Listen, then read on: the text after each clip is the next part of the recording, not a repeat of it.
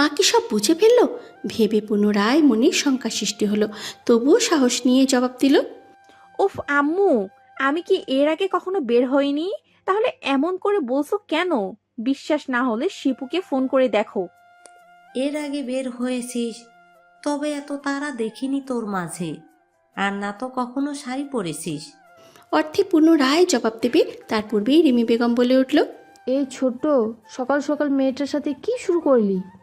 ইচ্ছে হয়েছে, শাড়ি পরেছে, এতে সমস্যা কোথায়? বড় জায়ের গম্ভীর স্বরের বাক্য শুনে সাথী বেগম একটু চুপ করলেন। মেয়েকে কিছু না বলে বড় জায়ের উদ্দেশ্যে তেরছা কণ্ঠে বলল, ঠিক আছে, আমি কিছু বললাম না। সে ঘুরতে যাচ্ছে, তাতেও আমার সমস্যা নেই। শুধু তাকে সাবধান করে দিও যেন আমাদের মিথ্যে বলে ভুল কিছু না করে।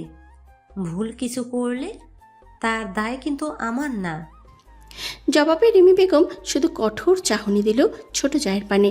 এতেই সাথী বেগম চোখ সরিয়ে পুনরায় তা মেয়ের পানে নিবিষ্ট করে বলে উঠল, শাড়ি পরেছিস ভালো কথা, একটা দামি শাড়ি পরতি, এত সস্তা শাড়ি কেন পরলি? কথাটা বোধ হয় রিমি বেগম বা অর্থী কারোরই পছন্দ হলো না। অর্থীর তখন থেকে এত কথা শুনে মেজাজ খারাপ হলেও স্বরটাকে শান্ত রাখল। রিমি বেগম চুপ থাকলেও অর্থী বলে উঠল, মাঝে মাঝে সস্তা কেন জিনিসও মন থেকে ধারণ করে দেখো আম্মু। কখনো কখনো সস্তা জিনিসের সৌন্দর্য মানুষের সৌন্দর্যতাকেও দ্বিগুণ বাড়িয়ে তোলে। মেয়ের আওড়ানো বাক্য শ্রবণ করে সাথী বেগম মুখ পাকালো। রুম থেকে বেরিয়ে যেতে যেতে বলে গেল, যেখানে যাওয়ার যাও, শুধু সন্ধ্যার পূর্বে ফিরে এসো, নয়তো তোমার আব্বু তোমাকে বকবে। অর্থে উঠে দাঁড়িয়ে নিজেকে আয়নার আর একবার নিজেকে দেখে নিয়ে বড় আম্মুর দিকে ফিরে শুধালো। আমাকে কেমন লাগছে বড় আম্মু? রিমি বেগম মেয়ের কাছাকাছি এগিয়ে এলো। মেয়ের মুখে হাত বুলিয়ে মুচকি হেসে প্রত্যুত্তর করল, আমার মেয়ে এমনিতেই সুন্দর, আর শাড়ি পরে আজ তাকে যেন পরীর মতো দেখতে লাগছে। বড় আম্মুর থেকে প্রশংসা পেয়ে আলতো হাসলো অর্থী। একটা পার্স ব্যাগ নিয়ে বড় আম্মুর হাত ধরেই রুম থেকে বের হলো। রিমি বেগম এবার একটু গম্ভীর হয়ে বলল, নিচে গিয়ে বসবি? না খেয়ে কোথাও বের হতে পারবি না। আমি দ্রুত কিছু একটা তৈরি করে দিচ্ছি। অর্থী আর বাদ সাধল না। রিমি বেগম দ্রুত নিচে এসে ডিম ভাজি আর রুটি তৈরি করে নিজের হাতে মেয়েকে খাইয়ে দিল। আজ ছুটির দিন, আর সময় সবে 8টা পেরিয়েছে, তাই নিচে বাড়ির বড়রা কেউ আসেনি। তাই অর্থী দ্রুত খেয়ে দ্রুত বেরিয়ে পড়ল বাড়ি থেকে। নয়তো আব্বুর সামনে পড়লে সেও হাজারটা প্রশ্ন করে সেই একই কথা আওড়াবে। দ্রুত বাড়ি ফিরে এসে ঘড়ির কাঁটা 8:30 পেরিয়ে 9-এর কাছাকাছি আসতেই অর্থীও তার ইউনিভার্সিটির সম্মুখে এসে পৌঁছালো। বাড়ির ড্রাইভারকে এটা ওটা বুঝিয়ে পাঠিয়ে দিল। নির্ভার বলেছিল তাকে এখান থেকেই নিয়ে যাবে, তাই এক্সাইটমেন্টে দ্রুত চলে এসেছে। ছেলেটা এখন এসেছে কিনা কে জানে, না আসলেও সমস্যা নেই, সে অপেক্ষা করে নেবে ভেবে ধীর পায়ে ইউনিভার্সিটি চত্বরে প্রবেশ করলো। নির্ভারের কাল দাঁড়িয়ে থাকা সেই গাছটার দিকে অগ্রসর হলো। কিছু দূর এগিয়ে যেতেই তার পা স্থির হলো। ওই তো সামনে নির্ভার দাঁড়িয়ে ফোন স্ক্রল করতে ব্যস্ত। সে তো ভেবেছিল লোকটা আসেইনি, কিন্তু ছেলেটা তো তার আগেই এসে হাজির। আচ্ছা, নির্ভারও কি তার মতো এমন উদ্গ্রীব হয়েছিল? নয়তো এত দ্রুত ছুটে এসেছে কেন? প্রশ্ন উদয় হলেও জবাব পেল না অর্থে, আর পেতেও চাইল না। জীবনে প্রথমবার ওই ছেলেটার জন্য শাড়ি পরে এখন তার সামনে যেতেই কেমন লজ্জা লাগছে। যদি এই সাজ ছেলেটার মনোপুত না হয়, কিংবা বুঝতে পেরে যায় যে তার জন্যই এই শাড়ি পরেছে সে, তখন লাজ ভুলে সম্মুখে আর একটু অগ্রসর হয়ে নির্ভারের সামনে দাঁড়ালো। তবে কোনো শব্দ উচ্চারণ করলো না। সামনে কারো উপস্থিতি বুঝতে পেরে চোখ তুলে তাকালো নির্ভার। সম্মুখে নতুন রূপে সজ্জিত অর্থীকে দেখে নয়নযুগল স্থির হলো। চোখে মুখে তার মুগ্ধতার রেশ ফুটে উঠল। হৃদকম্পন তীব্রতর হলো, গলা শুকিয়ে কাঠ হলো। নির্ভারের মনে হলো মেয়েটা তার প্রাণ নাশ ঘটাতে এসেছে। গলা দিয়ে কোনো শব্দ বের হলো না, কেবল আশ্চর্য হয়ে মেয়েটার পানে চক্ষু নিবিষ্ট করে রইল। নির্ভারের মনে পড়ল রাতভর সে দুই চোখের পাতা এক করতে পারেনি। অনেকবার ফোনটা হাতে নিয়ে ভেবেছিল মেয়েটার কাছে আবদার করে বলতে, অর্থী, কাল একটা শাড়ি পরে আসবে তুমি? হোক আমাদের ডেট একদিনই, না হোক আমাদের পূর্ণতা। তবুও কালকের দিনে যা হবে তা সাধারণ দিনের মাঝেও অসাধারণই হোক। প্রেমিক যুগলদের মধ্যে আমাদেরও সুন্দর কিছু স্মৃতি তৈরি হোক, যা আজীবন আমি আমার হৃদগহীনে যত্ন করে রেখে দেব। কিন্তু কথাগুলো বলতে পারেনি, সাহস হয়নি মেয়েটার কাছে এমন ভয়ঙ্কর আবদার করতে। সামান্য একদিনের কাছে পাওয়ার লোভে মেয়েটাকে ডেকে নিল। মেয়েটাকে পরবর্তীতে কি করে সামলাবে তাই জানে না। আরও যদি এইসব নিয়ে বায়না করত, কিন্তু মেয়েটা কি তার মনের কথা বলতে পেরেছিল যে সে না বলতেও মেয়েটা ঠিক তার মনের মতন করে সেজে এসে তার সামনে এসে দাঁড়িয়েছে, নাকি এইসব করে তার মনে আরও কাছে পাওয়ার স্পৃহা জাগাতে এসেছে? অর্থে শুরু থেকেই মাথা নিচু করেছিল, তাই নির্ভরের অমন দৃষ্টি তার চক্ষুগোচর হয়নি। তবে অনেকক্ষণ দাঁড়িয়ে থাকার পরেও নির্ভরের থেকে কোনো আওয়াজ না পেয়ে চোখ তুলে তাকালো। তখনই দৃষ্টিতে দৃষ্টি মিলিত হলো দুইজনের। এমন দৃষ্টিতে অর্থের মনে যেন প্রজাপতিরাও নিচে উঠল। সে পুনরায় চোখ নমনীত করে শান্ত কণ্ঠে শুধালো, এত দ্রুত এসে পড়েছেন যে সিনিয়র? বাক্য শুনে নির্ভার নড়ে চড়ে দাঁড়ালো, গলা খাকারি দিয়ে বলল, এমনি ছুটির দিন কাটছিল না, তাই এখানে দাঁড়িয়েছিলাম। তুমি এত দ্রুত এলে যে? অর্থের বলতে ইচ্ছে হলো, আপনার সাথে দেখা হবে ভেবে বাড়িতে আমার মন টেকেনি। আপনার দেখা পাওয়ার জন্য আমার মন ব্যাকুল হয়েছিল, তাই এত ব্যস্ত। কিন্তু মুখে উচ্চারণ করলো, ওই আমারও কোনো কাজ নেই, তাই আপনাকে যেন অপেক্ষা করতে না হয়, তাই দ্রুত চলে এসেছি। জবাব পেয়ে নির্ভর আড়ালেই কিঞ্চিত হাসল। নিজের পকেট থেকে মানিব্যাগটা বের করে অর্থের সামনে ধরে বলল, এটা নাও আর খুলে দেখো। অর্থে তাকিয়ে একটু আশ্চর্য হলো, লোকটা তার মানিব্যাগ কেন দিল, আর খুলেই বা কী দেখতে বলছে কেন? সে প্রশ্ন করল না। নির্ভরের হাত থেকে ব্যাগটা নিয়ে খুলে দেখল সেখানে 1000 টাকার একটা নোট, 500 টাকার দুটো নোট, 50 টাকার একটা আর 20 টাকার একটা নোট, আর কিছু ক্ষুদ্র কাগজের টুকরো আছে। কিন্তু এইসব তাকে কেন দেখাচ্ছে বুঝল না অর্থে। ব্যাগটা বন্ধ করে নির্ভরের সামনে ধরে বলল, এটা আমাকে কেন দেখালেন? নির্ভর ব্যাগটা ধরল না। অর্থের সামনেই এক টুকরো হাসি দিয়ে সামনের দিকে অগ্রসর হয়ে উচ্চারণ করল, আমার কাছে এতটুকুই আছে, মাসের এখনো অনেক দিন বাকি। বন্ধুর থেকে ধার নিয়ে কোনো মেয়ের সাথে ডেটিংয়ে আসার মতো ছেলে আমি নয়। আর ঘুরতে গিয়ে তুমি কোনো দামি কোনো উপহার চেয়ে বসলে, অথচ আমি তখন দিতে পারলাম না। তোমার চোখে চোখ রাখতে লজ্জিত হলাম। এমন পরিস্থিতিতে পড়তে চাই না, তাই ওইটা তোমার কাছেই রাখো। যেখানে যাওয়ার চাও বা খাও, এতটুকুর মধ্যেই সীমাবদ্ধ। আর এটাই আমার যোগ্যতা, এতেই চালিয়ে নিতে হবে তোমার। নির্ভরকে এগিয়ে যেতে দেখে অর্থেও পিছে পিছে এগিয়ে গেল। কথাগুলো শুনে তার ঠিক কেমন যেন অনুভূত হলো, বুঝলো না। তবে সে কখনো এমন শুনেছে বা দেখেছে বলে মনে পড়ে না যে কোনো ছেলে তার পার্স ব্যাগ ধরিয়ে দিয়ে এমন বলেছে বলে। সবাই তো শুধু শো আপ করতেই ব্যস্ত, টাকা না থাকলেও গার্লফ্রেন্ডকে দামি দামি উপহার দিতে ব্যস্ত। নির্ভর যেমন তার যোগ্যতা বোঝাতে চাইছে, এটা ভেবে একটু খারাপ লাগলেও নির্ভর মিথ্যে না বলে এমন কাজ করাতে ভালোও লাগলো। মানিব্যাগটা আর ফেরত দিল না, নিজের কাছেই রাখলো।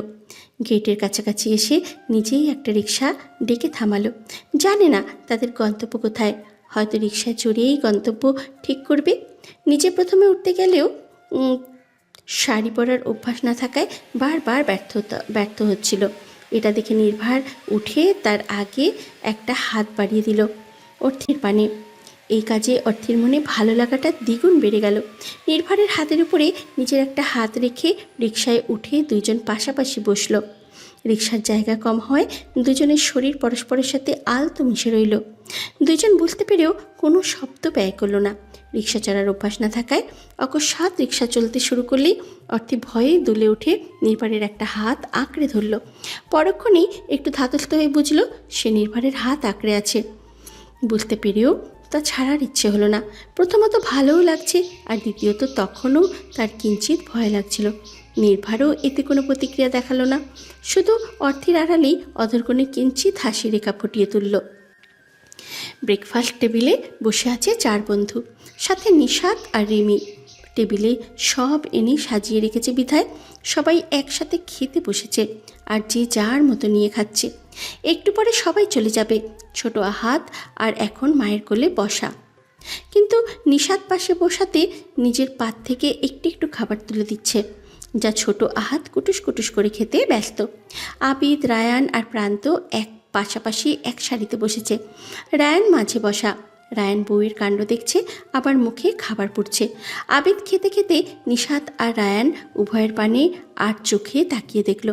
মুখটাকে রায়ানের কাছাকাছি এগিয়ে এনে ছোট করে জিজ্ঞাসা করলো, দোস্ত, রাতে কিছু ঘটাতে পারিস তো, নাকি আমাদের খাটনি বেকার গেল?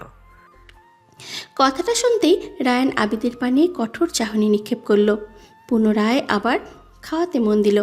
আবিদ একটু চুপ করে থেকে পুনরায় কিছু ভেবে অবাক হয়ে আওড়ালো, এই, তুই প্রথম দিনের মতো ঘুমিয়ে পড়িসনি তো আবার? তার মানে তোর দ্বারা কিছুই হয়নি, তাই না? ছোট করে বলায় রায়ান বাদে কথাগুলো কেউ শুনল না। এবারের বাক্য শুনে আর কঠোর চাহনি দিল না রায়ান, শুধু নিজের মতো বিড়বিড় করে উঠল, তুই কিছু হতে দিলি কোথায় বেয়াদব? এত ছোট করে উচ্চারণ করলো যে আবিদও শুনতে পেল না।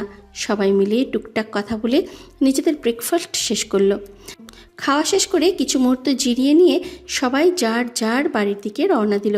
নিশাত আহাতকে আদর করে দিয়ে রিমি এবং বাকি সবাইকে বিদায় জানিয়ে গাড়িতে উঠে বসলো। পরক্ষণে রায়ানও সবাইকে বিদায় জানিয়ে গাড়িতে চড়ে গাড়ি স্টার্ট দিল।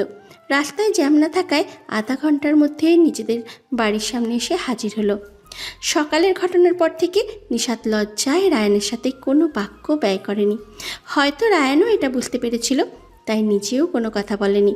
তবে এখন গেটের সামনে গাড়ি থামিয়ে রায়ান তার কালকের পরিধানকৃত ব্লেজারটা নিশাতের হাতে ধরিয়ে দিয়ে বলে উঠল, আমি একটু হসপিটালে যাব, তুমি বাড়ি যাও। নিশাত কোনো বাক্যালাপ না করে ব্লেজারটা হাতে নিয়ে গাড়ি থেকে নেমে গেট পেরিয়ে বাড়ির ভিতরে প্রবেশ করলো। রায়ান গাড়ির থেকেই নিশাতকে সদর দরজা পেরিয়ে ভেতরে প্রবেশ করতে দেখতে পেয়ে নিজের গাড়ি ছুটিয়ে হাসপাতালের দিকে অগ্রসর হলো। ছুটির দিন হওয়াতে আর সকালের সময়ের জন্য রাস্তাঘাটে মানুষের আনাগোনা প্রতিদিনের তুলনায় একটু কম। কাজের পরিমাণ কম থাকায় রায়ান সেসব পরিলক্ষিত করতেই ছুটল। 20 মিনিটের পথ 10 মিনিটের দেরিতেই পৌঁছালো।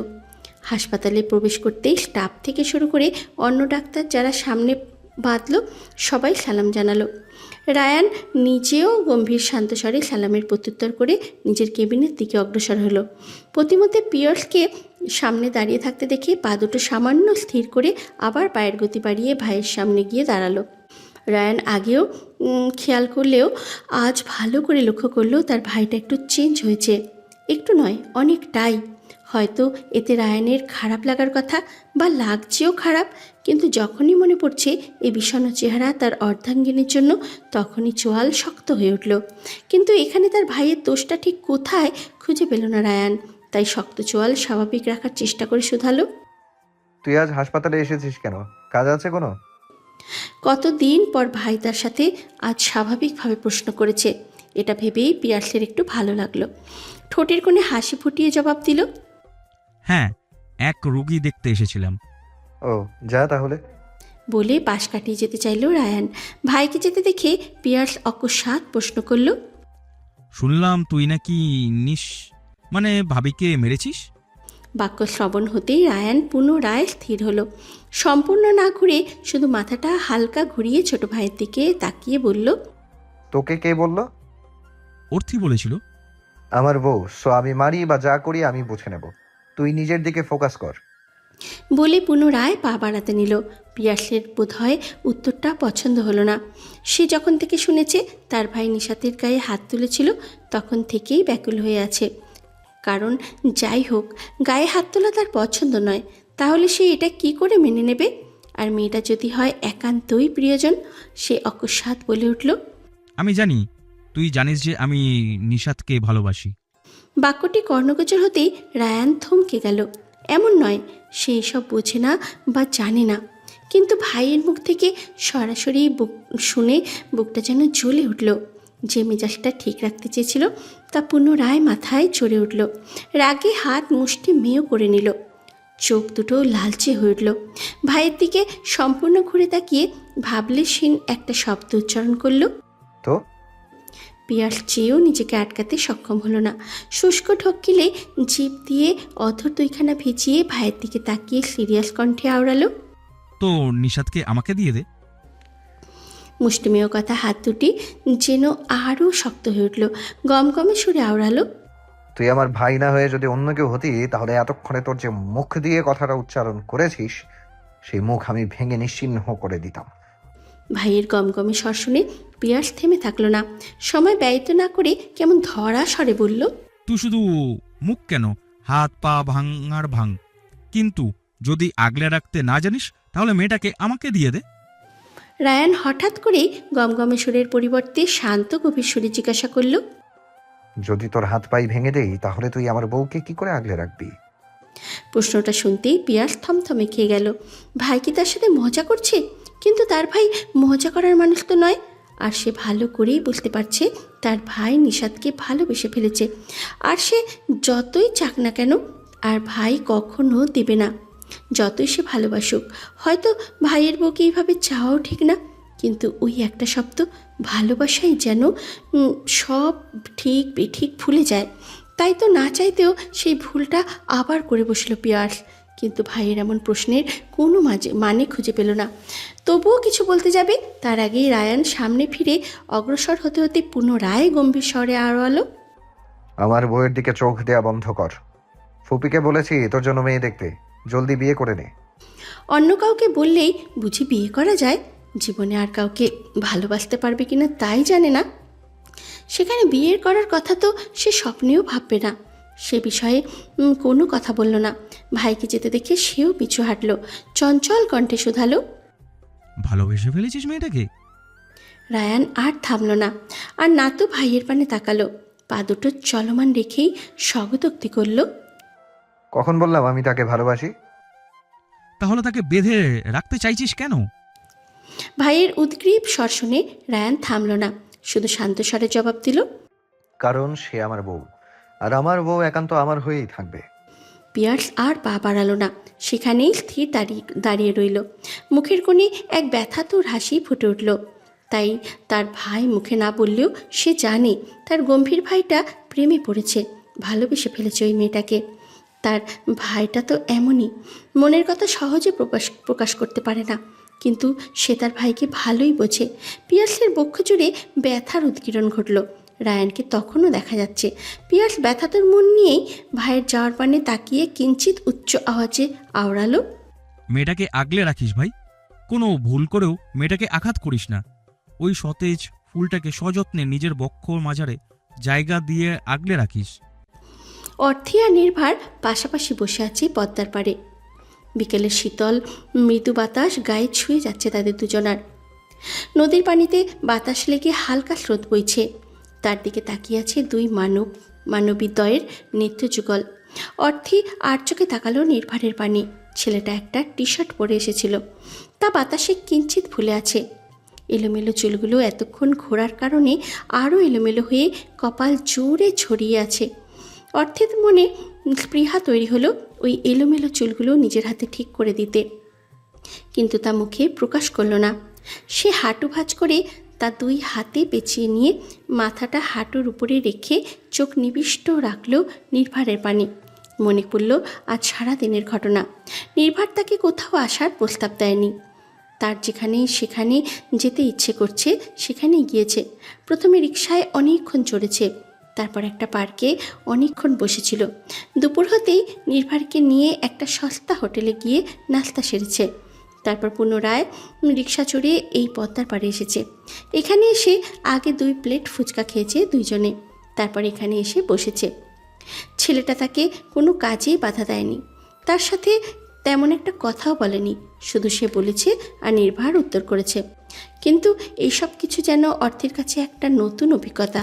সে সর্বদা ভাই, চাচা, বাবাদের সাথে বড় বড় রেস্টুরেন্টে খেয়েছে, বড় বড় গাড়িতে চড়েছে, দামি দামি পোশাক পরেছে। শুধু বন্ধুর সাথে 2-1 বার রাস্তার পাশে দাঁড়িয়ে ফুচকা খেয়েছে, এইটুকুই। সেই আজ রিকশা চড়েছে, সস্তা হোটেলে খেয়েছে, অনেকটা পথও হেঁটেছে, পছন্দের মানুষটার সাথে পায়ে পা মিলিয়েও চলেছে। এইসব সামলাতে অর্থের খুব একটা কষ্ট হয়নি, আর নাই তো খারাপ লেগেছিল। বরং তার কাছে সব অন্যরকম আর আনন্দের মনে হয়েছিল। এই দিনটা তার জীবনের এক অন্যরকম দিন, যেন স্মৃতির পাতায় স্মরণীয় হয়ে থাকার মতন একটা দিন। তা তো হওয়ারই ছিল, প্রিয় মানুষটার সাথেই এসেছিল যে। নির্ভার নদীর দিকে তাকিয়ে থাকলেও অর্থী যে তার পানে তাকিয়ে আছে তা ঠিক বুঝল। আশেপাশে খুব একটা মানুষের আনাগোনা নেই, তবুও এইভাবে মেয়েটার দিকে তাকিয়ে থাকায় নির্ভারের কেমন যেন লাগলো। নদীর পানে তাকিয়ে থেকেই বলে উঠল, চোখ সরাও পাগল মেয়ে, আমার নজর লেগে যাবে। নির্ভার বুঝতে পেরেছে এটা বুঝে অর্থেই লজ্জা পেল, তবুও চোখ দুটো সরালো না। নির্ভারও আর কিছু বলল না। নিজের পকেট থেকে ফোনটা বের করে অকস্মাৎ আবদার করে উঠল, আমরা একটা সেলফি নিতে পারি অর্থী? অর্থের মন পুলকিত হলো। লজ্জা না পেয়ে সে বলল না, লজ্জা পেয়ে সে না বলল না, বরং সেইভাবেই নির্ভারের পানে তাকিয়ে থেকে মাথা নেড়ে সায় জানালো। নির্ভার সেইভাবেই একটা সেলফি নিল।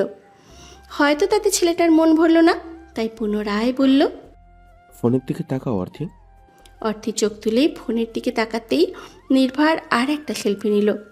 দুজনের ঠোঁটেই কোণেই এক টুকরো খুশির ঝলক দেখা দিল। সেখানে আরও কিছুক্ষণ বসে থেকে দুইজন উঠে দাঁড়ালো। একটু এগিয়ে আসতেই একটা ঝালমুড়ির দোকান দেখতে পেল। অর্থে সেদিকে এগিয়ে যেতেই নির্ভারও সেদিকে এগিয়ে গেল। অর্থে 20 টাকার ঝালমুড়ি কিনে নিজের কাছে থাকা নির্ভারের মানিব্যাগ থেকে 20টা টাকা নিয়ে পুনরায় সামনে অগ্রসর হলো। দুইজন হাঁটতে হাঁটতেই ঝালমুড়ি শেষ করলো। মেইন সড়কে এসে পুনরায় রিক্সা চড়ে শহরের দিকে আগালো। তখন বিকেলের 8টা নিভতে শুরু করেছে। বিকেলের আবার নিভতে শুরু করেছে। অর্থী একটা ফুলের দোকানের সামনে রিক্সা থামিয়ে নেমে ভাড়া মিটিয়ে দিল। তারপরে ফুলের দোকানে গিয়ে নিজের পছন্দসই একটা বেলি ফুলের গাছরা কিনল। নির্ভার শুধু পাশে দাঁড়িয়ে মেয়েটার কাজকর্ম দেখতে লাগলো। অর্থে টাকা মিটিয়ে দিয়ে নির্ভারের দিকে ফিরে মালাটা তাকে ধরিয়ে দিয়ে অনুরোধের সুরে বলল, এটা আমার চুলে পরিয়ে দিবেন সিনিয়র। নির্ভার মেনে নিল। অর্থের হাত থেকে মালাটা নিতেই অর্থে ঘুরে দাঁড়ালো। নির্ভার সযত্নে মালাটা অর্থের চুলে পেঁচিয়ে দিল। এই কাজে অর্থের অধরকোণের হাসি যেন আরও চওড়া হলো। সবশেষে আর একটু হেঁটে নিজেদের ভার্সিটির গেটের কাছাকাছি এসে দাঁড়ালো। এখন চলে যেতে হবে ভেবেই অর্থের মনটা ভার হয়ে এলো। নির্ভারের ব্যাগটা বের করে আবার দেখলো। সেখানে এখনও 1000 টাকার নোট আর 500 টাকার একটা নোট অবশিষ্ট আছে, সাথে কিছু খুচরো নোটও। অর্থে ঠিক করলো আজ রিক্সা চড়ে বাড়ি ফিরবে। তাই নিজের কাছে টাকা থাকা সত্ত্বেও নির্ভারের মানিব্যাগ থেকে রিক্সা ভাড়ার টাকাটা রেখে দিয়ে ব্যাগটা ফেরত দিয়ে দিল। নির্ভার তা গ্রহণ করতেই অর্থী ভারী সুরে শুধালো, আপনি আমাকে এই জন্যই আজ ঘুরতে নিয়ে এসেছিলেন তাই না? যেন আপনি আমাকে আপনার সীমা বোঝাতে পারেন, আর এটাও চেয়েছিলেন যেন আপনার সীমা দেখে আমি পিছু হটে যাই।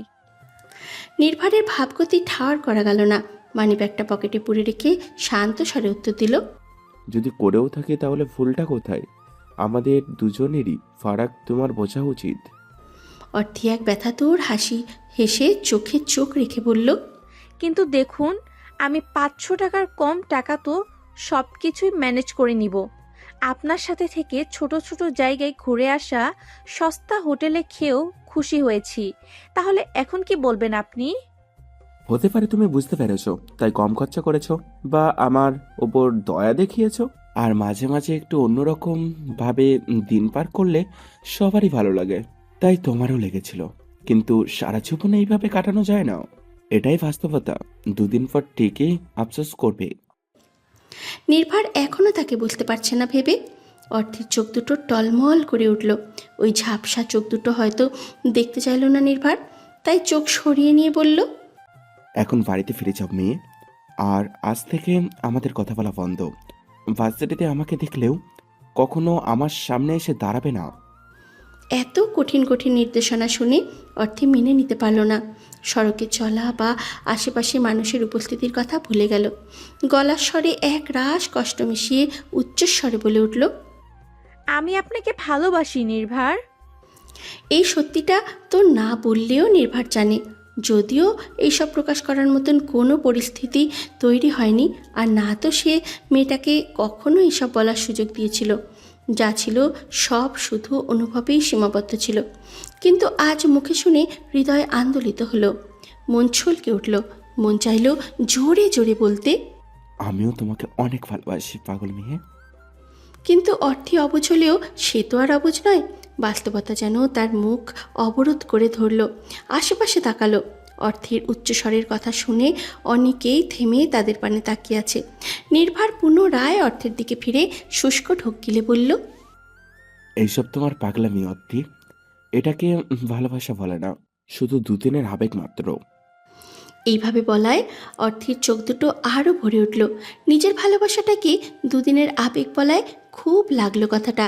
রাগত্ব স্বরে বলল, ভালোবাসার বিনিময় ভালোবাসা দিতে না পারলেও অন্তত আমার ভালোবাসাটাকে দুদিনের আবেগ বলে অপমান করবেন না নির্ভার। নয়তো দেখা যাবে পরবর্তীতে নিজের চোখের সাথেই চোখ মেলাতে ব্যর্থ হবেন। নির্ভার মেয়েটাকে কি করে বোঝাবে যে মেয়েটাকে মেয়েটার থেকেও বেশি ভালোবাসে? মেয়েটাকে কষ্ট দেখলে তার দ্বিগুণ কষ্ট হয়, যেমনটা এখন হচ্ছে। মেয়েটাকে সে কিভাবে বোঝালে বুঝবে? নির্ভার জোরে একটা শ্বাস ফেলে গম্ভীর স্বরে বলল, এখন যাও, এইসব কথা আর কখনো উচ্চারণ করো না। বাস্তবতা অনেক কঠিন অর্থী, তুমি বুঝবে না। বলে নির্ভার নিজেই চলে যেতে চাইল। তখন অর্থী পুনরায় বলল, ভাবি বলেছিল ভালোবাসতে হলে লড়াই শিখতে হবে। আপনাকে পেতে হলে আমাকে ঠিক কতজনের সাথে লড়াই করতে হবে, কোনো বাস্তবতার সম্মুখীন হতে হবে সিনিয়র, বলবেন প্লিজ? আমি সব কিছুর সম্মুখীন হতে প্রস্তুত। এই পর্যায়ে নির্ভয় রেগে গেল। মেয়েটা তাকে বারবার দুর্বল করে দিতে চাইছে। এত বোঝানোর পরেও কেন বুঝতে পারছে না মেয়েটা? রেগে পিছনে ফিরে অর্থের অনেকটা নিকটে এসে ঝাঁঝালো স্বরে বলল, ঠিক কতজনের সাথে লড়াই করবে তুমি? পারবে নিজের পরিবারকে মানাতে? পারবে যদি ভালো জব না পেয়ে তাহলে আমার অল্প আয়ের টাকা দিয়ে আজীবন চালাতে? পারবে দুবেলা রান্না করে খাইয়ে শাশুড়ির মন জয় করতে? পারবে রাজপ্রাসাদ ছেড়ে আমার কুঠে ঘরে থাকতে?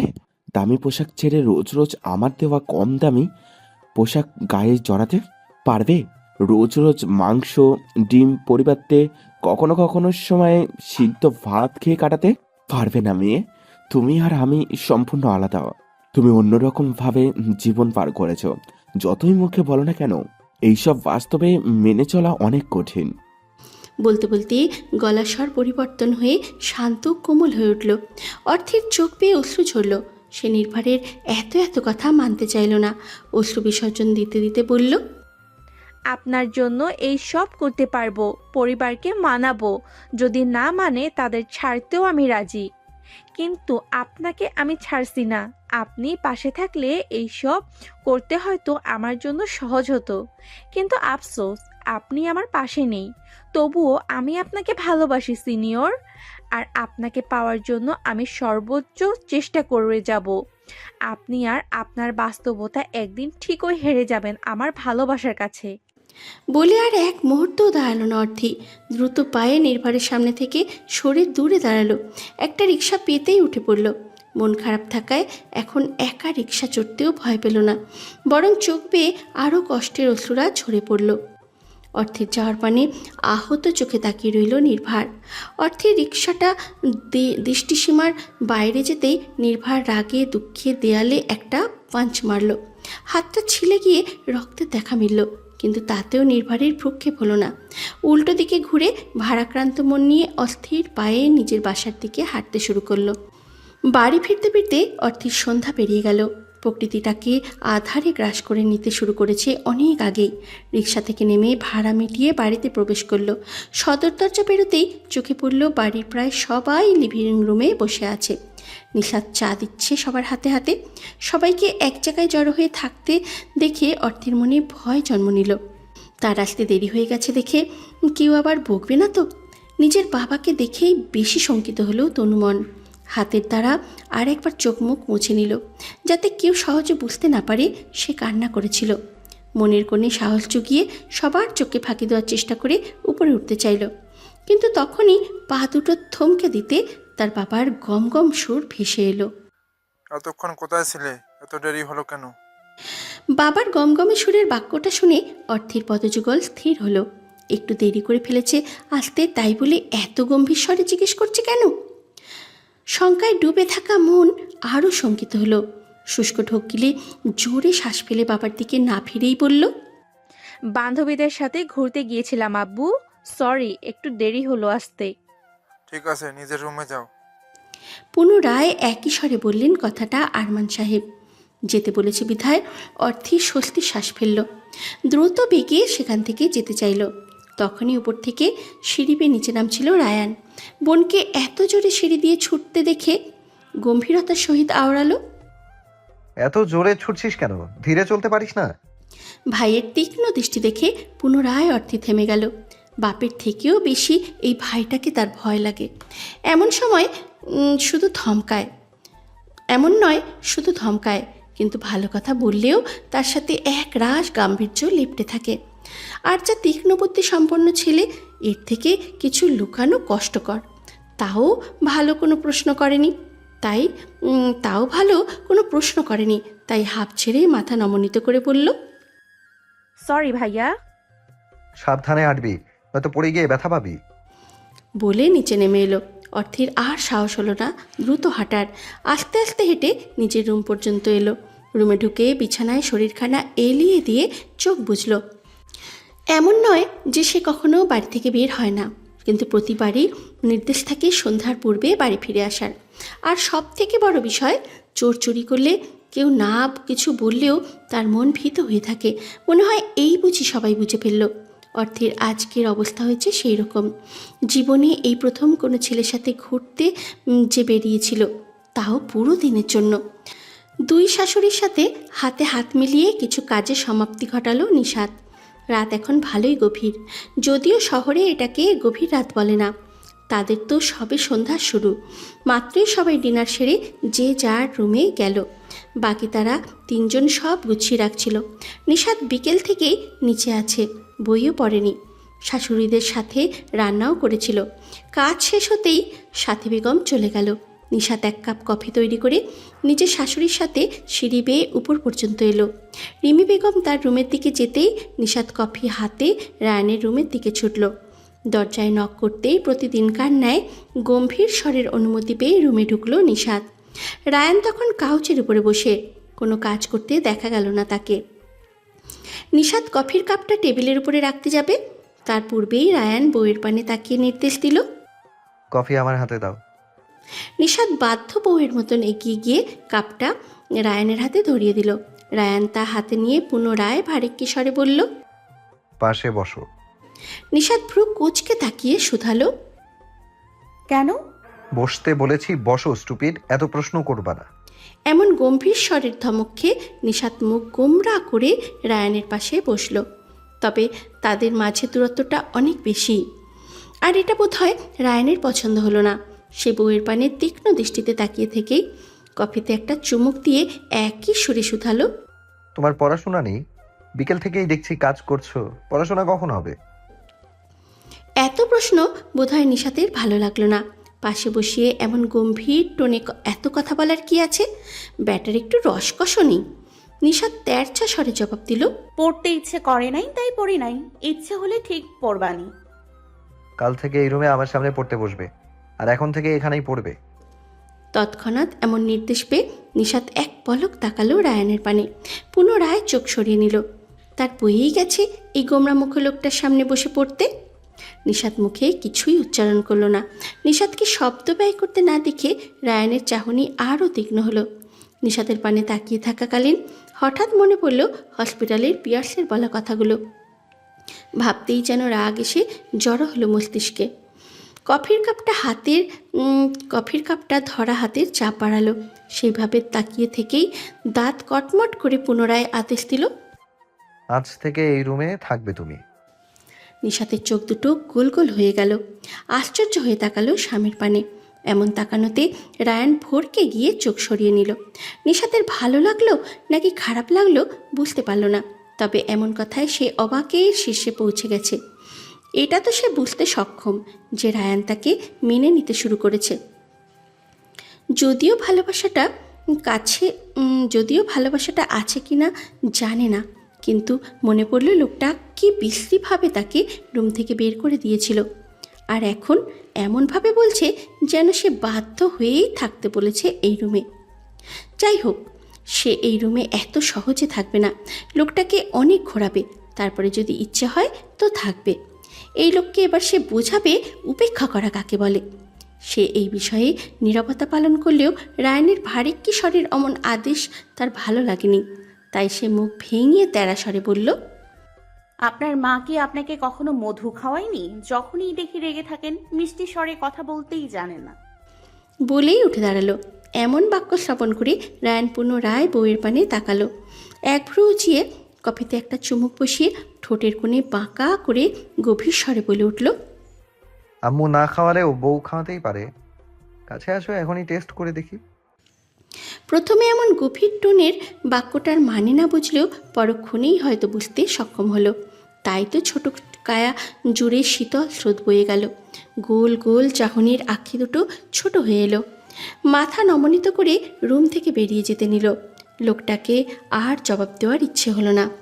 লোকটা দুদিন ধরে যা শুরু করেছে তাতে এখান থেকে জবাব দিলে এই লোক হয়তো খারাপ কিছু ঘটাবে, নয়তো আরও নির্লজ্জ বাক্য আউড়িয়ে তাকে লজ্জা দিয়েই মেরে ফেলবে। তাই এখান থেকে চলে যাওয়াকেই শ্রেয় মনে করলো। নিশাদকে রুম থেকে চলে যেতে দেখে রায়ান পুনরায় গলার স্বর চেঞ্জ করে গম্ভীর স্বরে ডেকে উঠল, এই মেয়ে, কোথায় যাচ্ছ? বলেছি না এই রুমে থাকতে। এই চড়ুই, থামো বলছি।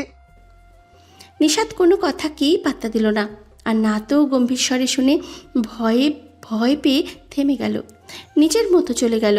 আর তা দেখেই রায়ানের মেজাজ আরও তঙ্গে উঠে গেল। মেয়েটা তাকে উপেক্ষা করে চলে গেল। কাপটা রেখে দিয়ে পিছনে ছুটতে চাইল, কিন্তু কি ভেবে থেমে গেল। এই মেয়েকে সে তো পরে দেখে নেবে। ঘুরে লাইব্রেরি রুমের দিকে অগ্রসর হতে হতে বিড়বিড় করে উঠল, স্টুপিড বউ, স্বামীর কথাকে উপেক্ষা করে? চাপড়ে মন চাচ্ছে দাঁত ফেলে দেই। করিডোর পেরিয়ে অর্থির রুমের দিকে যাওয়ার সময় হঠাৎ কোনো বাক্য শুনে পা থেমে গেল নিশাতের। তার চাচা শ্বশুর আর চাচি শাশুড়ির রুম পেরিয়ে ননদের রুমে যেতে হয়। এর আগেও অনেক রাতে যখন এখান দিয়ে যেত তখন দুই একবার এই রুম থেকে ঝামেলার গুঞ্জন শুনেছে। মনে স্পৃহা জাগলেও কখনো দাঁড়িয়ে শোনার ইচ্ছা পোষণ করেনি, বেয়াদপি হবে ভেবে। তার আগেই মনে হয়েছিল তার চাচি শাশুড়ি আর চাচা শ্বশুরের মাঝে খুব একটা ভালো সম্পর্ক নেই। যদিও তারা সবার সামনে ভালো ব্যবহার করে, হয়তো বাড়ির সবাই এটা জানে, আবার হয়তো জানে না, সঠিকটা জানে না নিশাত। তবে তার কখনো মনে হয়নি এনাদের মাঝে বড় কোনো ঝামেলা থাকতে পারে বলে। সবাই ব্যস্ততার দিন পার করে, তাই চাচা শ্বশুরের সাথেও খুব একটা কথা বলা হয় না নিশাতের। তবে যখনই দেখা হয় তিনি অনেক সুন্দরভাবে কথা বলেন। আম্মু বলে সম্বোধন করেন।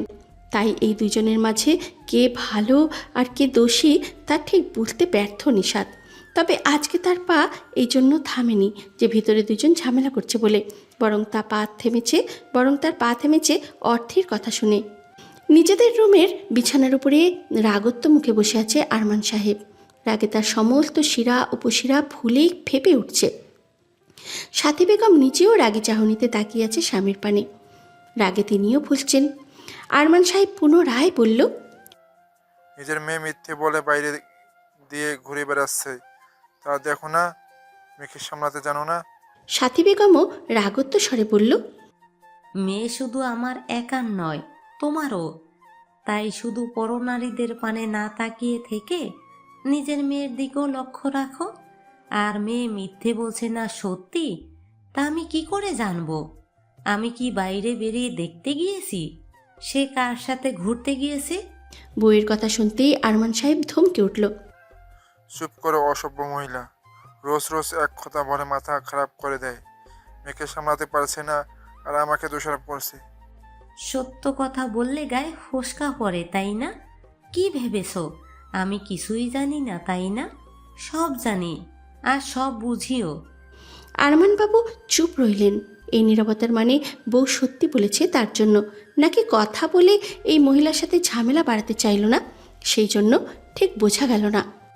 স্বামীকে চুপ থাকতে দেখে সাথী বেগম ওনার পাশে একটু দূরত্ব বজায় রেখে বসে বলল, মেয়ে একটা ছেলের সাথে ঘুরতে বেরিয়েছে মানে নিশ্চয়ই তার সাথে কিছু আছে। কে সে? জেনে বিয়ে দিও। এত ভাবার কি আছে? আরমান সাহেব কিছু পল চুপ করে থেকে বলে উঠল, ছেলেটাকে দেখে মনে হলো খুবই সাধারণ কেউ, আমাদের মেয়ের সাথে ঠিক যায় না। আমি হয়তো বন্ধু ভেবে ছেড়ে দিতাম, কিন্তু মেয়ের মিথ্যে বলাতে শিওর ওই ছেলের সাথে কিছু একটা আছে। তাই যা করার দ্রুত করতে হবে। সাধারণ কেউ শুনে সাথী বেগমেরও একটু বিরক্ত লাগলো। ওনার কাছে এখন পরিষ্কার মেয়ে কেন সকালে অমন করে সেজে গুজে বেরিয়েছিল, কিন্তু স্বামী কিছু করতে চায় কথাটা শুনে একটু আশ্চর্য হয়ে জিজ্ঞাসা করলো, কি করতে চাইছো তুমি? মেয়ে যখন মিথ্যে বলতে শিখে যায় তখন সে বড় হয়ে যায়। এতদিন মেয়ে ছোট বলে কাউকে বিয়ের জন্য ডেকে আনিনি, কেউ বললেও বারণ করে দিয়েছি, কিন্তু এখন মেয়ে কিছু ঘটানোর আগেই দ্রুত মেয়ের বিয়ে দিতে চাই। স্বামীর কথা শুনে সাথী বেগম পুনরায় বলল, কিন্তু মেয়ে যদি রাজি না থাকে তাহলে কি করবে? এই পর্যন্ত এসে নিশাত আর দরজার সামনে দাঁড়িয়ে থাকলো না, সে সরে অর্থির রুমের দিকে ছুটল। এতক্ষণ দরজার কাছাকাছি থাকায় সব স্পষ্ট শুনেছে, জানে সে কাজটা ঠিক করেনি, কিন্তু কৌতূহলের কাছে হার মেনেছিল সে। তার চাচা শ্বশুরের ভাষ্যমতে অর্থী একটা ছেলের সাথে ঘুরতে বেরিয়েছিল, আর ছেলেটা খুবই সাধারণ। আর অর্থী আপু তো তার ভাই মানে নির্ভারকে পছন্দ করে, যে অসাধারণ হয়ে যোগ্যতার কাছে সাধারণ। তার মানে অর্থী আপু তো মিথ্যে বলে তার ভাইয়ের সাথে ঘুরতে বেরিয়েছিল বুঝি। ভাবতেই নিশাতের রুহু কেঁপে উঠল। এই কথা জানাজানি হলে কি ঘটবে এই বাড়িতে?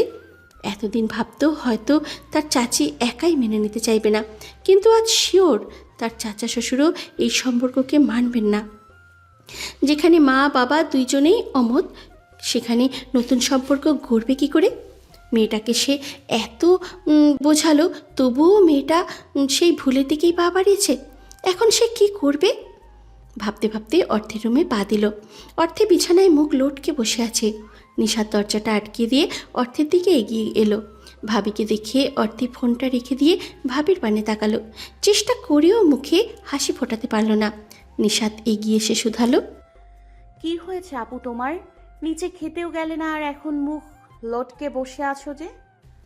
অর্থে তড়িয়ে ঘড়ি করে বলে উঠল, কিছু হয়নি তো, আর বলেছিলাম তো বাইরে থেকে খেয়ে এসেছি, তাই আর নিচে যাইনি আমি। নিশাত চুপচাপ রুমের আলোটা নিভিয়ে দিয়ে বিছানার পাশে এক পাশে শুয়ে পড়ল। এখন আর অন্য কিছুতে মন বসবে না, তাই ঘুমটাকেই বেছে নিল। শুয়ে পড়ে অন্ধকারের ভেতর দিয়ে সিলিংয়ের দিকে তাকিয়ে শান্ত কণ্ঠে জিজ্ঞাসা করল, তুমি আজ কার সাথে ঘুরতে বেরিয়েছিলে আপু? অর্থী কথাটা শুনতেই একটু ঘাবড়ে গেল। ভাবি কি সব জেনে গেল, নাকি সন্দেহ করেছে কিছু?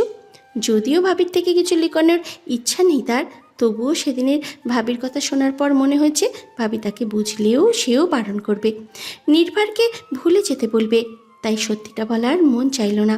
সেও পাশে শুয়ে পড়ে বলার চেষ্টা করলো, বলেছিলাম তো ভাবি, বান্ধবী ঠিক আছে আপু, বলতে না চাইলে বলো না, জোর করছি না, ঘুমাও এখন।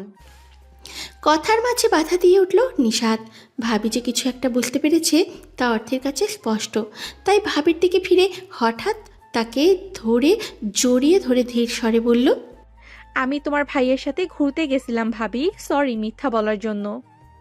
নিজের ভাবনা সঠিক হওয়াতে আর অর্থীকে সত্যি স্বীকার করতে দেখে কিঞ্চিত হাসল নিশাত।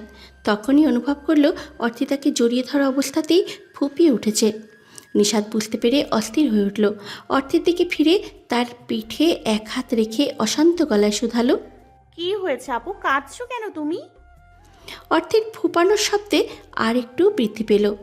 ভাবিকে আর একটু শক্ত করে জড়িয়ে ধরে ফোপানো স্বরে বলল, তোমার ভাই আমাকে ফিরিয়ে দিয়েছে ভাবি, আমাকে আজও উপেক্ষা করেছে। আমি ফোন করলেও ধরছে না, হয়তো আর ধরবেও না, বলেছে আমার সামনেও আর আসবে না। নিশাত একটু আশ্চর্য হলো বটে, আর খারাপও লাগলো। অর্থের পিঠ ময়ে হাত বুলিয়ে দিতে দিতে বলল, তোমাকে তো বলেছিলাম আপু, এমন ভুল তুমি করো না, ভুলে যাও আমার ভাইকে। তোমাদের দুজনের মধ্যে যে আকাশ সম পার্থক্য আপু। অর্থে সময় ব্যয় না করে তৎক্ষণাৎ জবাব দিল, তোমরা যাই বলো না কেন ভাবি, তাকে ভুলে যাওয়ার আমার পক্ষে সম্ভব নয়। তাকে আমি অসম্ভব ভালোবেসে ফেলেছি, বিশ্বাস করো। যেখানে তাকে ছাড়ার কথা ভেবেই কষ্ট হয়, সেখানে তাকে ছেড়ে আমি বাঁচবো কি করে বলো? সে যেমন, আমি তাকে তেমন করেই ভালোবাসি। আমি কিছুতেই তাকে ছাড়বো না। নিশাত আর বলার মতো কিছু খুঁজে পেল না। তার ভাই এই মেয়েটাকে আদৌ ভালোবাসে কিনা জানে না, এই মেয়েটাকে ফিরিয়ে দিয়ে ঠিক করেছে কিনা জানে না, কিন্তু এই মেয়েটার যে এখন থেকে চোখের জল ফেলা শুরু তা ভালোই বুঝল। মেয়েটার কান্না দেখে বলতেও পারল না যে তার মা বাবা বিয়ের কথা এখনই শুরু করে দিয়েছে। এই খবর শুনলে মেয়েটা হয়তো আরও মূর্ছা যাবে, তাই এই কথা বলে আর মেয়েটাকে দুশ্চিন্তায় ফেলল না। পরে না হয় সময় বুঝে বুঝিয়ে বলবে। কিন্তু ননদের পিঠে হাত বুলিয়ে ভরসা দিল, যা সান্ত্বনা স্বরূপ অর্থেকে ঘুমের দেশে নিয়ে গেল। চোখের পলকেই ক্যালেন্ডারের পাতায় একটি সংখ্যা পরিবর্তন হয়ে অন্য সংখ্যায় এসে ঠেকেছে। এই একটা দিন সবার জীবন স্বাভাবিক নিয়মেই চলেছে। অর্থি খাওয়ার সময় ছাড়া নিচে নামেনি, তার মা বাবাও তাকে কিছু বলেনি, যেন কিছুই ঘটেনি বা তারা কিছুই জানে না। শুধু অর্থেই একটু অশান্ত মন নিয়ে সময় পার করছে, যা নিশাত ছাড়া কেউ জানে না। নিশাত এখন বসে আছে ক্লাসরুমে, তার দুই ব্যক্তিগত পান্ডার সাথে হাসি মজায় ব্যস্ত। মাত্র একটা ক্লাস শেষ হয়েছে, এখন রায়ানের ক্লাস। সায়ন্ত কিছু একটা বলছে আর নিশাত মিটিমিটি হাসছে। খানিকক্ষণ পরেই রায়ান এলো ক্লাসে। প্রতিদিনকার ন্যায় সবাই উঠে সম্মান জানিয়ে বসলো। নিশাতও তার অন্যথায় নয়, সে দাঁড়ালো আবার বসলো, অথচ একবারও রায়ানের দিকে ফিরে তাকালো না। আজ ক্লাসেও ঠিকমতো মন দিচ্ছে না। নিধি লেকচার মন দিয়ে শুনলেও নিশাত সায়ন্তের ফিসফিস করা বাক্য শুনতে ব্যস্ত। এই সব কিছু লেকচারের ফাঁকে খেয়াল করলো রায়ান।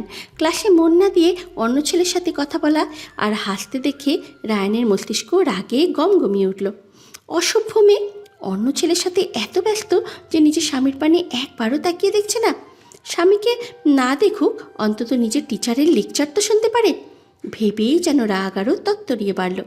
এইসব দেখে আর ভেবে নিজেও ঠিকমতো লেকচার দিতে পারল না। দাঁত কটমট করে উঠল রায়ান। হঠাৎই হাতে ধরে রাখা একটা মার্কার টেবিলের উপরে ঠাস করে রেখে নিশাতের পানে তাকিয়ে গমগমে স্বরে বলল, Mrs Newaz, focus on your teacher. এমন শব্দ আর বাক্য শুনে নিশাত ভয়ে কেঁপে উঠল। সামনে তাকাতেই দেখল রায়ান তার পানে রেগে তাকিয়ে আছে। পরক্ষণেই খেয়াল করলো ক্লাসের সবাই বিস্ময় দৃষ্টিতে ঘুরে তার পানেই তাকাচ্ছে। হয়তো তারা বোঝার চেষ্টা করছে এমন সম্বোধন কাকে করছে বা এর মানে কি। সবাইকে এমন করে তাকাতে দেখে নিশাত তার চোখ সরিয়ে নামিয়ে নিল। রায়ানও পুনরায় লেকচার দিতে শুরু করতেই ছাত্রছাত্রীরা ক্লাসে মন দিল। কিন্তু সবার মনের মাঝেই হয়তো প্রশ্ন রয়ে গেছে, তারা যা ভাবছে আদৌ তা ঠিক কিনা। সামনের সারিতে বসা লিনাও কথাটা শুনে আশ্চর্য হয়েছে অনেক। সেদিন স্যারের ওই মেয়ের হয়ে তাকে টাকা দেওয়া আর আজ এমন সম্বোধন, সব মিলিয়ে যেন তার কাছে এখন ব্যাপারটা স্পষ্ট। ওই মেয়েটা স্যারের বউ ভাবতেই যেন একটু হিংসা হলো। তবে কিছুই বলল না, চুপচাপ ক্লাসে মন দিল। নিশা তো ভয়ে আর কিছু বলল না, কিন্তু রায়ানের দিকে ভুলেও তাকালো না। রায়ানের ক্লাস শেষ হতেই রায়ান চলে গেল। নিশাত পরে আরও একটা ক্লাস করে অফ পিরিয়ড পেতেই তার দুই পান্ডার সাথে ক্লাস থেকে বের হলো। দরজা পেরোতেই দেখলো আবিদ দাঁড়িয়ে আছে। দেখতে পেয়ে নিশাত দাঁড়িয়ে পড়ল, সাথে তার দুই সৈন্য। নিশাতকে দেখতে পেয়ে আবিদ এগিয়ে এসে হাসি মুখে বলল, ভা না মানে নিশাত, চলো ক্যান্টিনে যাই। নিশাত কিছু বলবে তার আগেই নিধি আবিদের আড়ালে একটা মুখ ভেঙচি মেরে ব্যঙ্গ করে বলে উঠল, আমরা সব জানি, তাই আমাদের সামনে তাকে ভাবি ডাকতেই পারেন স্যার, আমরাও কিচ্ছু মনে করব না। বলে আগে আগে এগিয়ে গেল। আবিদ বুঝলো নিশাত তাদের জানিয়েছে সব, তাই পুনরায় বলল, নিশাত ভাবি চলো ক্যান্টিনে যাই, আজকে আমার তরফ থেকে ট্রিট তোমাদের। ট্রিটের কথা শুনে সায়ন্ত খুশি হয়ে বলে উঠল, দোস্ত দ্রুত চল, এমন সুযোগ হাতছাড়া করতে নেই। এমনিতেও ক্লাসে তোর বরের জারি খেয়ে আমার ক্ষুধা বেড়ে গেছে। নিশাত আর বারণ করলো না, বন্ধুকে নিয়ে হাঁটতে শুরু করলো। রায়ান ঝাড়ি মেরেছে শুনে আবিদ একটু অবাক হয়ে সায়ন্তের কাছে জানতে চাইল কেন ঝাড়ি মেরেছিল। সায়ন্ত যেতে যেতে সব খুলে বলল। আবিদ শুনে কিছু একটা ভাবল, মনে মনে কিছু প্ল্যান করে হেসে উঠল। 4 জন মিলে বসে আছে একটা টেবিলে, খাবার অর্ডার করে বসে আছে, সবাই টুকটাক কথা বলছে। আবিদ সুযোগ বুঝে নিজের ফোনটা বের করে রায়ানের নাম্বারে একটা SMS সেন্ড করলো। কোথায় আছিস দোস্ত? দ্রুত ক্যান্টিনে এসে দেখে যা, তোর বউ মানে ভাবি কতগুলো ছেলের সাথে বসে খাবার খাচ্ছে। SMSটা সেন্ড হতেই মুচকি হেসে ফোনটা পকেটে রেখে দিল। এখন দেখার বিষয় মেসেজটা দেখে রায়ান আদৌ আসে কিনা। এর মাঝে খাবার চলে আসতেই সবাই খাওয়া শুরু করলো। নিশাত মুখে কিছু দিতে না দিতেই দেখলো রায়ান কঠোর চাহনি নিক্ষেপ করে তার সামনে দাঁড়িয়ে আছে। হঠাৎ লোকটা এখানে এসেছে কেন, বা এমন করে তাকিয়ে আছে কেন, বুঝলো না। এমন চাহনি দেখে একটু ভীত হলেও তা রায়ানকে বুঝতে দিল না। অর্ডার করা বার্গারে একটা কামড় বসিয়ে চিবোতে চিবোতে শুধালো, আপনি এখানে কেন? খেতে এসছেন বুঝি? রায়ান সেই প্রশ্নের জবাব না দিয়ে তীক্ষ্ণ দৃষ্টিতে তীক্ষ্ণ কণ্ঠে জিজ্ঞাসা করলো, তুমি এখানে কি করতে এসেছো স্টুপিড? এমন কণ্ঠ শুনে নিশাত একটু বিরক্ত হলো। দেখছে খাচ্ছে, সে তবুও জিজ্ঞেস করছে। সে পুনরায় খেতে খেতেই জবাব দিল, আজীব, দেখতে পাচ্ছেন না আমি খাচ্ছি? তার মানে এখানে খেতে এসছি। এমন তেরছা জবাব পেয়ে রায়ান ছোট ছোট চোখে তাকালো।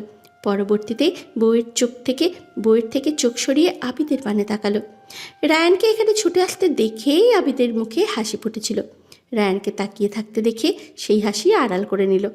রায়ান একটা চেয়ার টেনে নিয়ে আবিদের কাছাকাছি মুখ এগিয়ে এনে ফিসফিসিয়ে জিজ্ঞাসা করলো, তুই আমাকে মিথ্যা বললি কেন যে আমার বউ অনেকগুলো ছেলেদের সাথে বসে খাচ্ছে?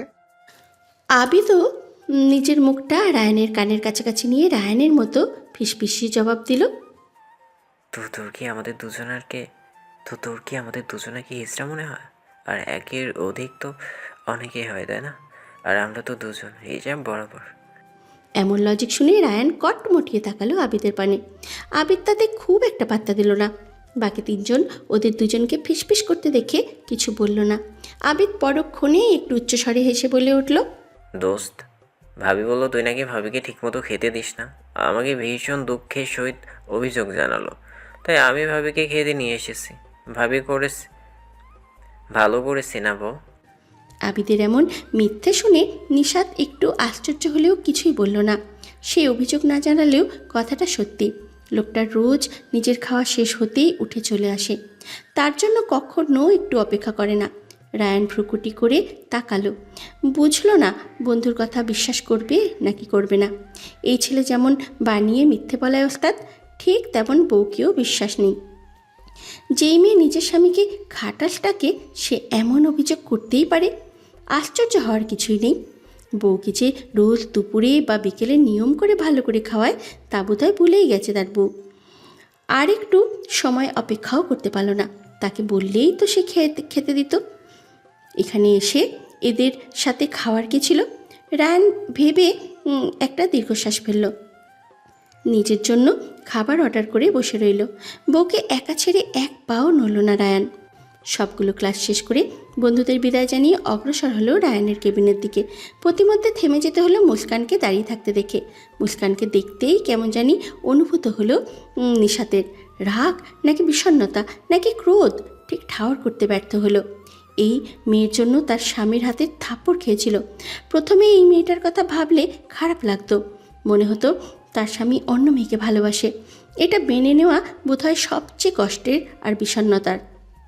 একবার ভাবলেও কথা না বলে পাশ কাটিয়ে চলে যাবে। পুনরায় ভাবলো যদি তাকে ডেকে থাকে তাহলে অবশ্যই কথা বলবে, কারণ মাথায় এখনও শাশুড়ির বলা একটা বাক্য গেঁথে আছে, মানুষকে যতই ছাড় দেবে সে ততই তোমার জিনিস কেড়ে নেওয়ার পয়তারা করবে। আর স্বামী নিজের মুখেই বলেছে এই মেয়েকে ভালোবাসে না, তাহলে ছেড়ে দেওয়ার তো কোনো প্রশ্নই আসে না। সে মাথা নিচু করে কয়েক পা বাড়াতেই মুস্কান ডেকে উঠল, এই মেয়ে শোনো। নিশাত বুঝতে সক্ষম তাকেই ডেকেছে, তবুও স্থির দাঁড়িয়ে পিছু ফিরে শুধালো, জি আমাকে বলছেন? মুস্কানের বোধহয় এই প্রশ্নটা ভালো লাগলো না। মেয়েটাকে দেখেই তার মেজাজ খারাপ হয়, মনে হয় যেন সব ধ্বংস করে দিই। সে নিশাতের একটু কাছাকাছি এগিয়ে রাগী স্বরে বলল, হ্যাঁ তুমি বলুন। এত নম্র স্বর শুনে মুস্কানের মনে চাপা রাগের সৃষ্টি হলো। আপাতত সেই রাগ নিশাতকে দেখাতে চাইল না, তবুও ভারী আওয়াজে বলল, সরাসরি বলছি, রায়ানকে ছেড়ে দাও। ছেড়ে দেওয়ার কথা শুনতেই যেন নিশাতের মন ছলকে উঠল। সে এক রাশ ভয় এসে গ্রাস করে নিল তাকে। তবে তা মুস্কানকে বুঝতে না দিয়ে কঠোর স্বরে জিজ্ঞাসা করল, কেন ছাড়বো? কারণ আমি রায়ানকে ভালোবাসি, আমার ওকে চাই। মুস্কানের সোজা সাপটা উত্তর পেয়ে নিশাতের খারাপ লাগার কথা থাকলেও আজ আর খারাপ লাগলো না, বরং মুখের কোণে হাসি ফুটিয়ে বলল, কিন্তু আমার স্বামী তো আপনাকে ভালোবাসে না, তাহলে পাওয়ার আশা করছেন কি করে? এমন জবাব আর প্রশ্ন শুনে মুস্কান রেগে নিজের হাত মুষ্টিমেয় করে নিল। রাগে ফুঁসে উঠে বলল, ও আমাকে ভালোবাসে, ভালোবাসে আমাকে, বুঝেছো তুমি? ও শুধুমাত্র তোমার জন্য আমার কাছে আসতে পারছে না। বারবার ভালোবাসা শব্দটা শুনে নিশাত বিরক্ত হলো। তবুও ঠোঁটের কোণে লেগে থাকা হাসিটা গায়েব হতে দিল না, বরং তা আরও প্রসারিত করে বলে উঠল, যদি সে আপনাকে ভালোই বাসতো তাহলে আমার কাছে কখনোই আসতো না। তাই তাকে পাওয়ার আশা ছেড়ে দিন, কারণ আমি আমার স্বামীকে কাউকে দিব না। কথাগুলো বোধহয় মুস্কানের রাগে ঘি ঢালার মতো কাজ করলো। নিশাতের পানে রক্তচক্ষু নিক্ষেপ করে তেজি স্বরে বলল, স্বামী, দুদিন একটু কাছে কি এসেছে আর বড় বড় কথা বলছো মেয়ে?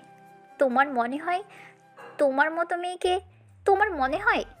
মতো মেয়েকে রায়ান ভালোবাসবে? ও আমাকে ভালোবাসে। কথাগুলো শুনে মনের মাঝে দোলাচল শুরু হলো। রায়ান কি তাকে সত্যিই কখনো ভালোবাসবে না? ভেবেই একটা শুষ্ক ঢোক গিলল। তাকে না ভালোবাসুক, অন্তত অন্য কাউকে তো ভালোবাসে না।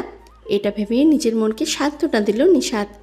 সেও একটু তেজি স্বরে জবাব দিল, ওকে মেনে নিলাম আপনাকে ভালোবাসে সে। তাহলে নিজের ভালোবাসার কাছে যান, তার কাছে দাবি জানান ভালোবাসার, আর তাকে আগলে রাখুন। আর যদি না পারেন তাহলে মেনে নিয়েন সে আমার, একান্তই আমার। আর আমার বিশ্বাস সে মরণ আমার হয়েই থাকবে। সেদিন আপনার মিথ্যে আশাও শেষ হবে। নিশাতের আর ইচ্ছে হলো না এই মেয়ের সাথে কথা বলার। তাই কথা শেষ করেই জবাব পাওয়ার আশায় না থেকে মুস্কানকে পাশ কাটিয়ে সম্মুখে অগ্রসর হলো। মুস্কান সেদিকে হিংসাত্মক চাহনি দিয়ে উচ্চ আওয়াজে বলে উঠল, আচ্ছা, দেখা যাবে কে কার হয়ে থাকে। পারলে তুমি তোমার সংসার বাঁচিয়ে দেখাও, আর আমি আমার ভালোবাসাকে নিজের করার প্রচেষ্টা চালিয়ে যেতে থাকি। সময় পরিক্রমায় স্রোতের ধারার মতো পেরিয়ে গেছে হাতে গোনা কয়েকটা দিন। এই কয়েকটা দিন যেন স্বাভাবিক থেকেও অস্বাভাবিক। সব যেন কেমন নীরব, নিস্তব্ধ। যেন ঝড় আসার আগে পরিবেশ যেমন শান্ত থাকে, ঠিক তেমনটা। কিন্তু মনে হয় কিছু একটা ঘটতে চলেছে। নির্ভর তার কথা রেখেছে। এই কয়েকটা দিন না তো সে অর্থের সামনে এসেছে, আর না তো ফোন রিসিভ করেছে। অর্থেও তেমন প্রতিদিন ইউনিভার্সিটিতে গিয়ে তার সিনিয়রকে খুঁজে ফিরেছে, কিন্তু কোথাও তার দেখা পাওয়া মুশকিল। রাত জেগে ফোন নিয়ে অপেক্ষা করে, কিন্তু নির্ভরের খবর মেলে না।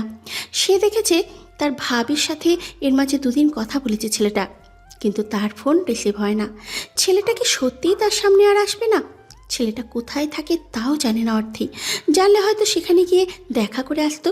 সে রোজ অপেক্ষার প্রহর গুনছে, কিন্তু তার অপেক্ষা শেষ করে নির্ভর আদৌ কি তাকে ধরা দেবে? নিশাতের সংসারও চলছে একইভাবে। তারপরেও যেন কোথাও কিছু একটা ঠিক নেই। সেদিন মুস্কানের সাথে দেখা হওয়া বা কথা বলার কোনো ঘটনাই সে রায়ানকে জানায়নি। মুস্কানকেও পরবর্তীতে খুব একটা দেখেনি, বা দেখলেও দুজন দুজনের সাথে কথা বলেনি। রায়ানের কাছাকাছিও আসতে দেখেনি। কে জানে মেয়েটার মনে কী চলছে।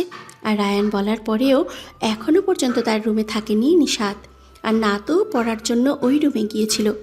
রোজ মেডিকেলে যাওয়া, তারপরে রায়ানের সাথে হাসপাতালে গিয়ে কাজ করা, এইভাবেই চলছে তার জীবন। হয়তো সেও মনে মনে অপেক্ষা করে আছে এই আশায় যে একদিন রায়ান তাকে ভালোবেসে আপন করে নেবে, শুধুমাত্র তার হয়েই আজীবন কাটিয়ে দেবে। ওই মেয়েটাকে জোর দিয়ে কথা বলা কথাগুলো সত্যি হবে। কিন্তু কে জানে সেও তার আশায় আর বিশ্বাসের কাছে জিতে যাবে নাকি হেরে যাবে। পরন্ত বিকালে স্নিগ্ধ মৃদু বাতাস বয়ে চলেছে ছাদের উপর দিয়ে। হয়তো প্রকৃতির সর্বত্রই বহমান এই বাতাস। ছাদের কার্নিশে দাঁড়িয়ে তাই মনে হলো নিশাতের বিয়ের পর এই প্রথম শ্বশুরবাড়ির ছাদে এলো। সে আজও রায়ানের থেকে ছুটি নিয়ে বাড়ি চলে এসেছে। সে অর্থিয়াপুর কাছ থেকে এতদিন ভালোই উপলব্ধি করেছে তার অর্থিয়াপু ভালো নেই। এই কথাটা বাড়ির আর কেউ বুঝতেই পারছে না। আর সেও কাউকে বলতে পারছে না। তাই আজ সুযোগ পেয়ে অর্থিকে নিয়ে ছাদে এসেছে। হয়তো বিকেলে নির্মল বাতাস গায়ে মাখালে মেয়েটার মন একটু ভালো হবে। নিশাদ ছাদে এসেই দেখেছে ছাদে বড় সড়ো একটা দোলনা টানানো আছে। অর্থি এসেই সেই দোলনায় উদাস মনে বসে আছে। আর নিশাদ ঘুরে ঘুরে ছাদটাকে দেখছে। বিশাল বড় ছাদের এক পাশ জুড়ে অনেক ফুল গাছও আছে। হয়তো এটা কেউ অনেক শখ আর যত্নের সহিত করে তুলেছে। সেখানে ফুটে থাকা ছোট ছোট বিভিন্ন ফুল দেখে নিশাদ মায়াময় হাসল। হেঁটে গিয়ে সেখান থেকে দুটো নয়নতারা ফুল ছিঁড়ে নিয়ে অর্থের পাশে গিয়ে বসে পড়ল। মেয়েটা তখনও নির্বাক বসে। নিশাদের বোধহয় তা পছন্দ হলো না, তাই ছিঁড়ে নিয়ে আসা একটা নয়নতারা ফুল ননদের কানের পাশে চুলের ভেতরেই গুজে দিল। মেয়েটার মুখে বুলি ফোটাতে স্নিগ্ধ হেসে জিজ্ঞাসা করল, এই দোলনাটা কি তোমার আপু? হুম